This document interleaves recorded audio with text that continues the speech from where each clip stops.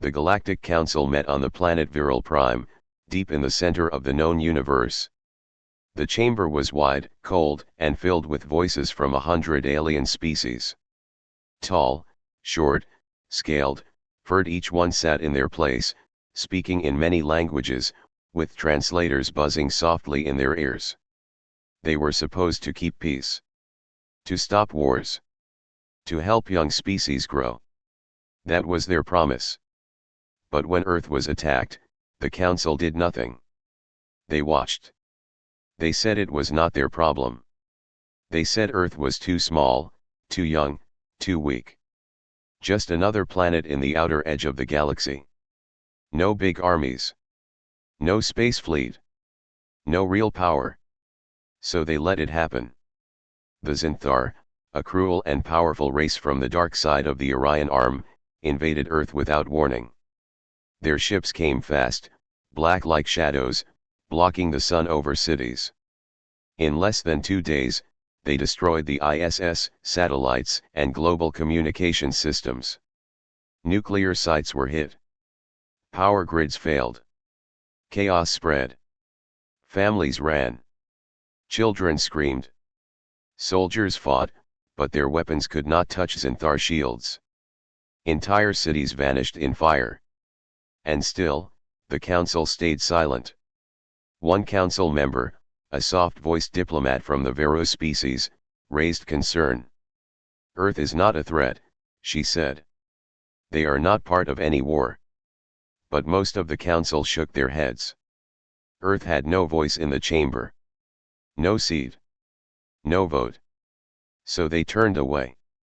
What they did not know was this: humans do not break. They adapt. When governments fell, the people rose. Countries forgot their borders. Enemies became allies. Scientists, soldiers, and farmers worked side by side. Earth had been wounded but not destroyed. And in their pain, humans did something no one expected. They learned. They studied the wreckage of Zynthar drones. They broke them apart. Found ways to use the enemy's tech. They found weak points in the ships, copied the energy patterns, hacked the frequencies. In 5 months, Earth built its first space fleet, not perfect, not pretty, but fast, smart, and deadly. The new fleet launched from hidden bases deep in the mountains and oceans. Pilots flew with nerves of steel. Every battle won gave humans more data, more power. They didn't just fight back. They got stronger with each hit. Soon, the Zynthar realized they had made a mistake. They had not invaded a quiet world. They had awakened a storm. 6 months after the invasion, Earth sent a message not to the Zynthar, but to the Council. It was short. We are coming. The Council laughed. A few members even joked. What can a broken planet do to us? But then, the Council ships near Earth started going dark. Patrols vanished. Zynthar trade lines were cut. And one day, a Terran ship appeared above the moons of Terek 3 armed with Zynthar tech and a new kind of weapon the Council had never seen. They realized this was not the Earth they ignored. This Earth was ready to speak. So they called an emergency meeting. All members gathered, some nervous, some angry, all curious. Earth had sent a representative. No one knew who it was.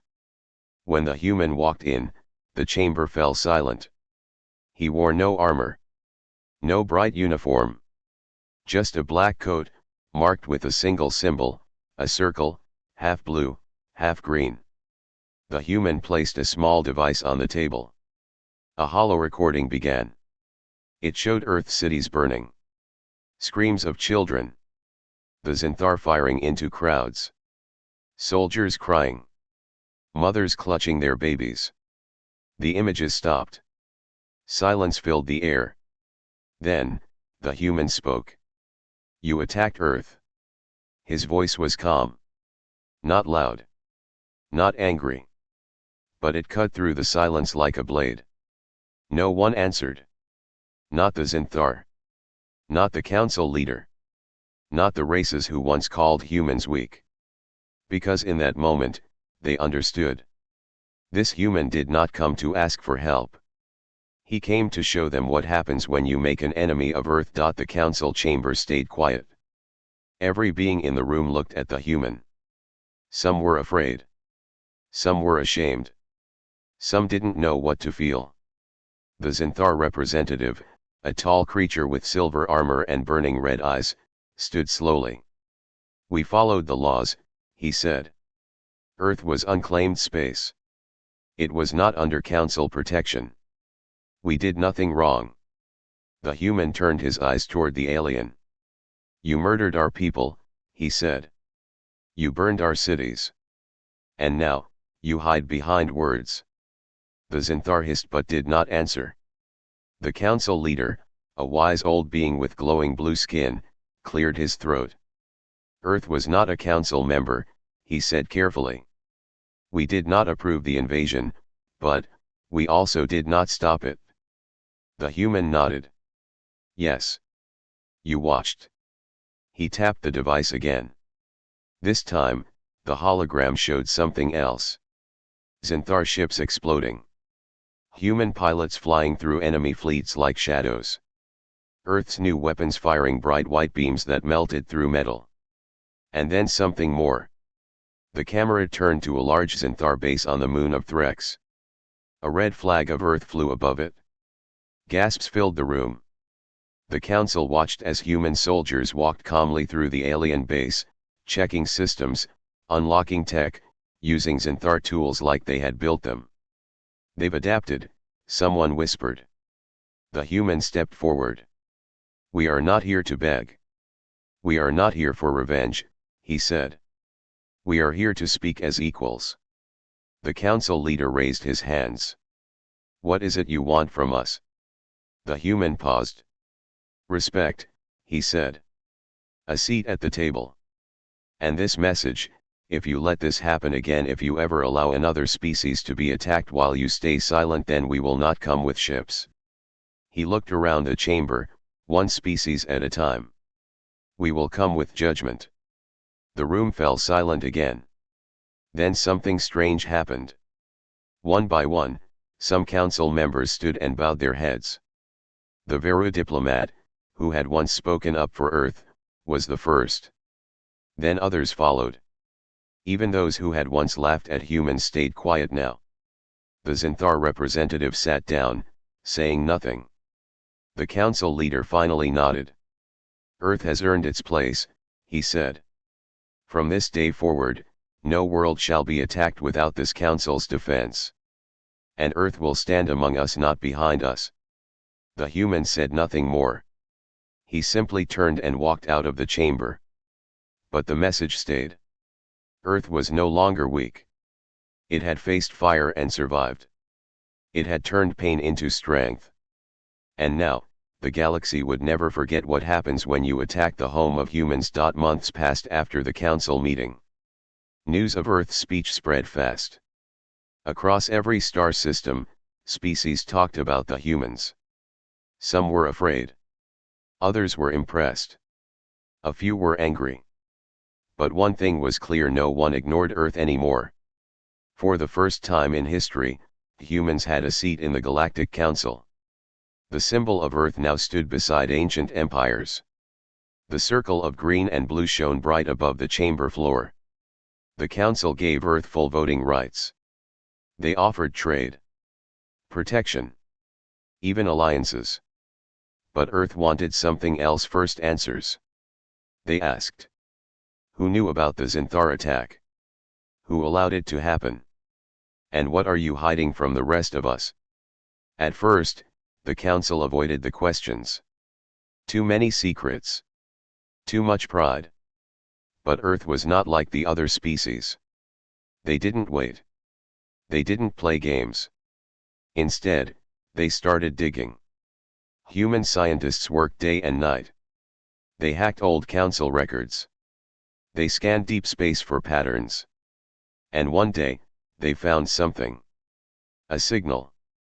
Old. Buried. Hidden behind layers of encryption. The signal came from a far corner of the galaxy outside Council space. It was weak, but not random. It repeated one word in an unknown language. Over and over again. Earth translated it. Consumed. The human ambassador returned to the council. "There's something out there," he said. "Something even the Zynthar are afraid of." The council looked at each other. Some whispered. Others froze. Then the truth came out. Thousands of years ago, long before Earth discovered space travel, another species ruled a part of the galaxy. They were called the Haruks. No one had seen them in centuries. Not alive. Their worlds were empty. Dead. Burned to ash. Some said they destroyed themselves. Others believed they were hunted by something older, and darker. Now, it seemed, something had awakened near those ruins. The council had known. But they kept it quiet. They were afraid. Too afraid to act. Too afraid to warn the younger races. The human's voice grew cold. "You ignored us when we were in danger. We will not make the same mistake." He stood up. "Earth will go to the edge of the galaxy. We'll find out what the signal is. And we won't run." One council member stood, her voice shaking. "You'll be alone." The human turned and gave a small smile. "We've been alone before." The human ship Hopebreaker left Council space 2 weeks after the meeting. It wasn't the biggest ship in the fleet. But it was fast, strong, and smart, built with human hands, powered by stolen Zynthar tech, and protected by armor made from Earth's strongest metals. The crew was small. Only 25 people. They weren't soldiers. They were explorers. Scientists. Engineers. And one ambassador. Their mission was simple: follow the signal. Find the truth. And, if needed, warn the galaxy. The signal led them to the edge of the known stars where maps ended and only black space remained. Out there, stars were rare. Silence filled the ship. Even light felt slow. The crew stayed alert. Each day, the signal grew stronger. Louder. It repeated the same word consumed in a broken, ancient voice. Then, on the 19th day, they saw it. A planet. Dead. Cracked in half, like something had bitten it. Oceans boiled dry. Mountains torn apart. No signs of life. No signs of war. It looked like the planet had been eaten. The crew stared in silence. No one spoke. The captain, a woman named Elena Mars, sent out probes. They found strange patterns in the soil like long, clawed marks. No known species could match them. The ambassador, David Rowe, sent a message to the council. "We found the origin. It's not a myth. It's real." But the reply never came. Instead, another signal reached them. Not from Earth. Not from the council. It came from something nearby. No words. Just a deep sound, low, shaking, like a growl in space. The ship's lights flickered. One of the engineers ran into the command deck. "Sir," she said, her voice tight. "We're not alone." Something moved in the shadows of space. Huge. Slow. Unseen by the eyes, but the ship's scanners screamed in alarm. It was bigger than any ship they had seen. Maybe bigger than a moon. Then, it vanished. Gone. The signal stopped. No more growling. No more consumed. Just silence. Elena gave the order. "We're leaving. Now." The ship turned. Engines fired. But the stars ahead seemed wrong. Like they had shifted. Like something had moved them. David stood at the window. "This wasn't a grave," he whispered. "It was bait." And they had come too close. Far from the dead planet, the Galactic Council met again. This time, the chamber was not calm. Voices shouted. Fists hit tables. Some members demanded action. Others wanted silence. A few those who remembered the Herrics looked ready to run. The message from Earth's ship had reached them. Then nothing. No second message. No data. No signal. Only silence. It was the same silence the Council had heard centuries ago when the Herrics disappeared. A tall being from the Orel species stood and slammed his hand on the table. You should have stopped the humans. Now they've woken it up. The Veru diplomat, calm but firm, replied, no. We should have gone with them. The humans were the only ones willing to face it. The Zynthar stayed quiet. Even they once feared by all had no answer. Then the door opened. A messenger ran in, out of breath, eyes wide. We've received something. The room went still. He placed a small device on the table. A hologram began to play. It showed the crew of the Hope Breaker. Faces tight. Voices low. Captain Elena's voice came through first.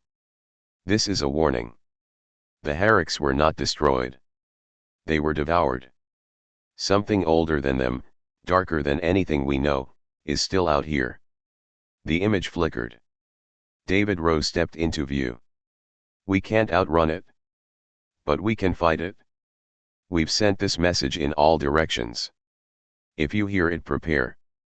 Don't make the same mistake twice. Then static. The hologram ended. The Council sat frozen. The Orel representative shook his head. If it's as powerful as they say, we can't win. We must move our worlds. Hide. But the Veru diplomat stood. If Earth is fighting, we must stand beside them. We cannot be cowards again. Then another voice joined in. A deep, calm voice. The Zynthar representative. We made the mistake of underestimating humans once, he said. It nearly destroyed us. He looked around. This time, we follow them. Gasps filled the room. The council leader leaned forward, his face pale. You would fight beside Earth. Yes, the Zynthar said. Because they are not just survivors. They are the storm. Silence fell again. But this time it felt different. Not fear. A decision.